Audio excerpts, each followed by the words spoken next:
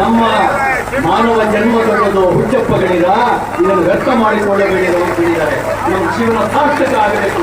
ನಮ್ಮ ಜೀವನ ಸಾರ್ಥಕ ಆಗಬೇಕು ಅಂದ್ರೆ ಧರ್ಮಕ್ಕಾಗಿ ದೇಶಕ್ಕಾಗಿ ಬದುಕೋದಕ್ಕಿಂತ, ಧರ್ಮಕ್ಕಾಗಿ ದೇಶಕ್ಕಾಗಿ ನಮ್ಮ ಪ್ರಾಣ ಅರ್ಪಣೆ ಮಾಡ್ಕೊಳ್ಳೋದಕ್ಕಿಂತ ಇದಕ್ಕಿಂತ ದೊಡ್ಡ ಪುಣ್ಯದಕ್ಕೆ ಇನ್ನೊಂದಿಲ್ಲ.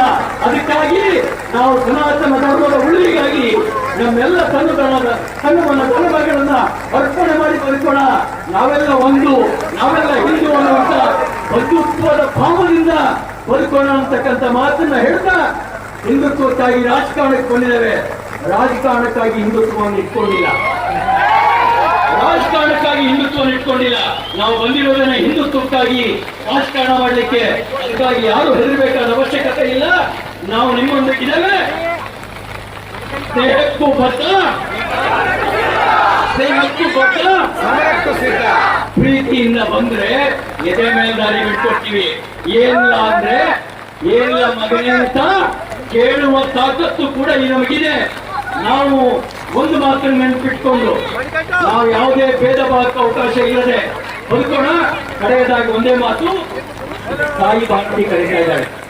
ಕಡವಿದೇಕೆ ತಾಯ ಕರೆಗೆ ಬಾಳೆ ಅವಳ ತುಡಿಗೆ ಅಳಿಸಬೇಕು ಅವಳ ನೋವು ಧರಿಸಿ ವೀರ ತೊಡಿಗೆ. ಹಿಂದುತ್ವ ಅಂತಕ್ಕಂಥ ವೀರ ತೊಡಿಗೆಯನ್ನು ತಗೋಣ. ಜಾತಿ ಮತ ಅಂತರಕ್ಕೆ ಅವಕಾಶ ಇಲ್ಲದೆ ನಾವೆಲ್ಲ ಒಂದು, ನಾವೆಲ್ಲ ಹಿಂದೂ ಅನ್ನುವಂಥ ಭಾವದಿಂದ ಯಾವ ಛತ್ರಪತಿ ಶಿವಾಜಿ ಮಹಾರಾಜ ತಾನು ಬದುಕಿ ಹಿಂದವಿ ಸಾಮ್ರಾಜ್ಯವನ್ನ ಕಟ್ಟಿ ತೋರಿಸಿದ್ರು ಅವರ ಹಾದಿಯಲ್ಲಿ ಮುನ್ನಡೆಯೋಣ. ಯಾವ ಧರ್ಮವೀರ ಸಂಭಾಜಿ ಮಹಾರಾಜ ಮತಾಂತರ ಆಗುವಂತ ಎಲ್ಲ ಒತ್ತಡವನ್ನು ಹಾಕಿದಾಗ, ಚಿತ್ರ ಹಿಂಸೆ ಕೊಟ್ಟಾಗ ಪ್ರಾಣ ಕೊಟ್ಟ ಹೊರತು ಧರ್ಮವನ್ನು ಬಿಟ್ಕೊಡ್ಲಿಲ್ಲ.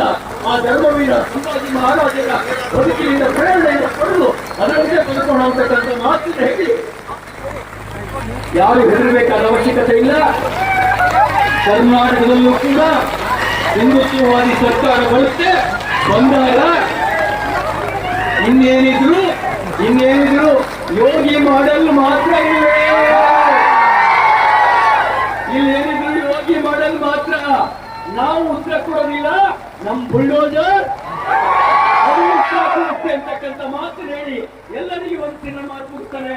ಭಾರತ್ ಮಾತಾ ಕಿ, ಭಾರತ್